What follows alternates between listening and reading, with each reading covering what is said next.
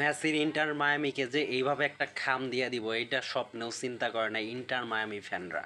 সারা দুনিয়াতে যত মেসির ফ্যান আছে প্রত্যেককে বহুত আশা নিয়ে গেছাল, কিন্তু ব্যাগ পেয়ে একদম মাথাটা নিচে কইরা তারপরে স্টেডিয়াম থেকে বাইরে হয়ে গেছে গা।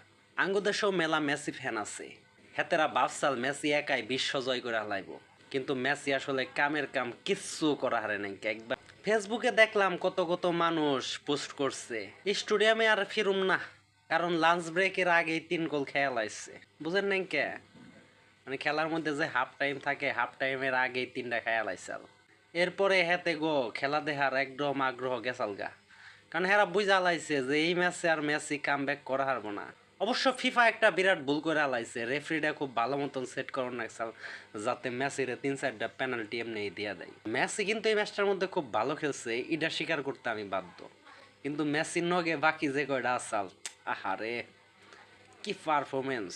কেউ কেউ তেমন আছে নিজে গোজালে নিজেরাই গোল দিয়া দেখায় যা। পিএসজির জালে যখন পারি নাই আঙ্গো জালে তো গোল দিছি। হতাশ হইেন না, আগামী বিশ্বকাপ এবার নইছে, যদিও 2022 ওয়ার্ল্ড কাপে বিরাট করে হলাও করে ব্যাকে প্রচার করছাল মেসির এটা শেষ বিশ্বকাপ, মেসির এটা শেষ বিশ্বকাপ।